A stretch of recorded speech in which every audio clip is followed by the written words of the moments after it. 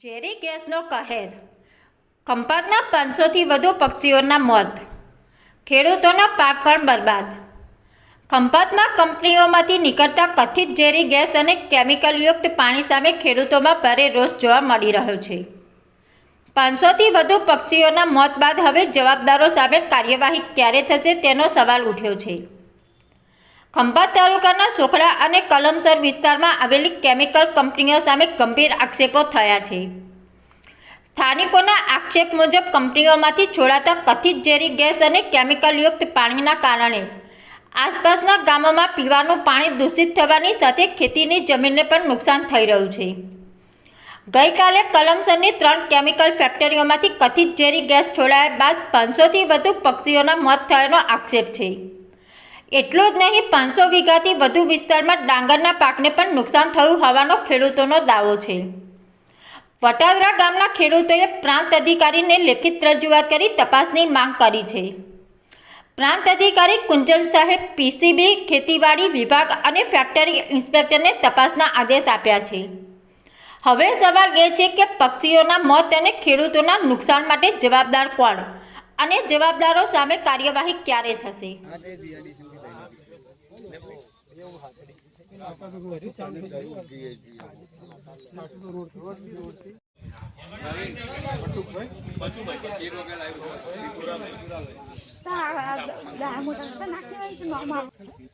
આજે વસ્તુ તમે જોઈ છે, કોઈ લોકલ આ ખેડૂત અહીંયા ખતરનાક છે, થોડુંક ટાઈમિંગ જો તમને આઈડિયા આવતો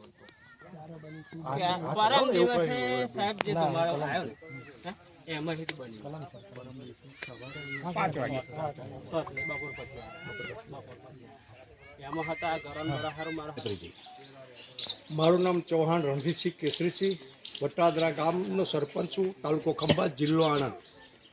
જી, અહીંયા ઝેરી ગેસના કારણે શું નુકસાન થયું છે, શું સ્થિતિ છે?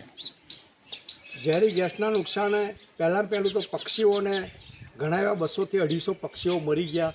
એ ફોરેસ્ટ ખાતાવાળાએ જાણ થઈ એટલે એ લોકો આવીને મૃત પક્ષીઓ લે પણ ગયા છે। અને ડાંગરના પાકને સુકારા જેવો રોગ એકદમ છે ને આ ઝેરી ગેસથી અસર થઈ અને ખાસી એવી જમીનોમાં જે ડાંગરનો પાક છે એને નુકસાન થયું છે। શું સ્થિતિ છે, શાના કારણે થઈ રહ્યું છે, શું માંગણી છે? આ ઝેરી ગેસના કારણે જ આ ઝેરી ગેસ આ લોકો છોડે છે, એના કારણે પાક ઊભો પાક છે એ સુકાઈ જાય છે અને ખેડૂતોને મોટું એવું નુકસાન વેઠવું પડે છે। જેથી આ ખેડૂતોને વળતર રૂપે મળે એવી મારી આપશ્રીને રજૂઆત છે। મીડિયા માધ્યમથી ઉપલા અધિકારીઓને પણ જાણ થાય અને ખેડૂતોને યોગ્ય વળતર મળે એવી મારી રજૂઆત છે। વટાદરાથી ભાવેશ ઠાકોર, હું એક ખેડૂત છું।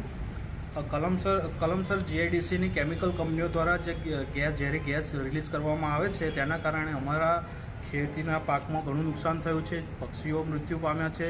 અને આ ઘટના પહેલીવાર બનેલી નથી, ઘણી વખત બનેલી છે, પણ પહેલાંના સમયમાં થોડું આવું થતું હતું, પણ હવે અતિશય ગંભીર પરિસ્થિતિ ઊભી થઈ છે। સાહેબશ્રી, તો અમને આનો યોગ્ય નિકાલ કરાવો। પોલ્યુશન કંટ્રોલ બોર્ડમાં અરજીઓ આપેલી છે, તે લોકોએ શું રિપોર્ટ કર્યા છે, શું કર્યું છે, અમને કોઈ હજુ જાણ કરી નથી। આજે પણ એ લોકો આવેલા છે, શું રિપોર્ટ છે હજુ કશું જાણ થયેલ નથી। આનું ટાઈમસર નિરાકરણ લાવો, નહીંતર ભોપાલ જે ઘટના બનેલી કેમિકલના કારણે એવી ઘટના ભવિષ્યમાં બનવાની શક્યતાઓ છે। કઈ કંપનીમાંથી હતું? પ્રિઝમ, જય કેમિકલ અને રોહનડાઈ, આ 3 કંપનીઓ છે।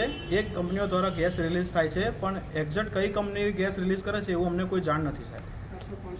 પોલ્યુશન કંટ્રોલ બોર્ડના અધિકારીઓ સાથે તમારે કોઈ વાતચીત થાય છે કે શું? ના, એવું કોઈ સાહેબ વાત થતી નથી। એ લોકો આવે છે, રિપોર્ટિંગ કરે છે, પણ રિપોર્ટ શું કરે છે એવી કોઈ અમને જાણ મળતી નથી। કેટલું નુકસાન થયું છે? આશરે વટાદરા ગામમાં 500 વીઘા, વતરા ગામમાં 500 વીઘા જેટલું અને 2000થી ઉપર પક્ષીઓને નુકસાન થયું છે અને બધા પક્ષીઓ મૃત્યુ પામ્યા છે।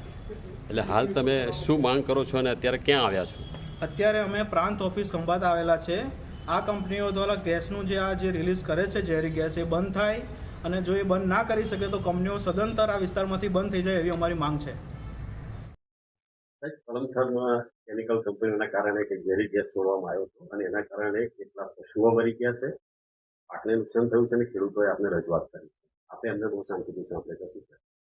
આજરોજ મીડિયાના અહેવાલોથી અમને જાણકારી મળી કે આવી રીતની બનાવ બનવા પામેલ છે કે જેનાથી કલમસર વત્રા અને સાથે સાથે વટાદરાના ખેડૂતોના પાકને નુકસાન થવાની ભીતિ છે. સાથે સાથે અમુક પક્ષીઓના મૃત્યુ થયેલા છે એક સાથે એક જ સમયમાં. એવા સંજોગોની અંદર જીપીસીબી દ્વારા અત્યારે જે પણ પ્લાન્ટ કલમસર ગામમાં કાર્યરત છે તો એ બધાના ચીમનીના સેમ્પલ્સ સાથે સાથે એની એર ક્વોલિટી ઇન્ડેક્સ મોનિટર થાય એના સેમ્પલ્સ અત્યારે લેવામાં આવવાની પ્રક્રિયા ચાલુ છે. અને આની સાથે જે પક્ષીઓના મૃત્યુ થયા છે એ બાબતે ફોરેસ્ટ ડિપાર્ટમેન્ટ દ્વારા એમના પીએમ રિપોર્ટ માટેના સેમ્પલ્સ લેવામાં આવ્યા છે અને ટૂંક સમયમાં એના પીએમ માટે મોકલવામાં આવશે. અને જે પાકને નુકસાન થયું છે એ બાબતે ખેતીવાડી અધિકારી દ્વારા આણંદ કૃષિ યુનિવર્સિટીના કૃષિ વૈજ્ઞાનિકોનો સંપર્ક કરી અને પાકના નુકસાનના કારણો જાણવામાં આવશે અને જે પણ આના આધારે નિષ્કર્ષ નીકળશે તેને લગતા તમામ પગલાઓ ભરવામાં આવશે. કંપની દ્વારા જો આ પ્રકારના કોઈ નુકસાનની જવાબદારી નક્કી કરવાની આવશે તો એના માટે પગલાં લેવા માટે સરકારશ્રીને જાણ કરવામાં આવશે. અને આ સાથે કલેક્ટર સાહેબની અધ્યક્ષતામાં કમિટી હોય છે તો જો એ વૈજ્ઞાનિક રીતે પુરવાર થાય કે પાકના નુકસાનના સચોટ કારણો આપણને જાણવા મળે તો પછી એ કમિટી દ્વારા ખેડૂતોને વળતર બાબતના કાર્યવાહી કરવાની પણ ભૂમિકા રહેલી હોય છે. સાહેબ, આપના લેવલે શું કાર્યવાહી કરવામાં આવતી હોય?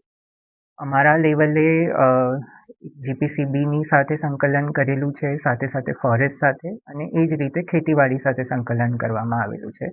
અને જીપીસીબીનો જે પણ રિપોર્ટ આવશે એના પછી એવી જરૂર લાગશે તો CRPC 133 અથવા હવે જે નવી BNSS આવેલી છે એની સંલગ્ન કલમ હેઠળ પણ કેસ સુઓ મોટો દાખલ કરવાની કાર્યવાહી થઈ શકે છે. પરંતુ એ બધી વાત એકવાર જીપીસીબી તરફથી સચોટ રિપોર્ટ આવ્યા પછી આ બાબતના પગલાં લેવાઈ શકે તેમ છે. અને આની સાથે અમે કલેક્ટર સાહેબને પણ જે પણ આના રિપોર્ટ્સ આવેલા હશે એની અમે આગળ જાણ કરીશું.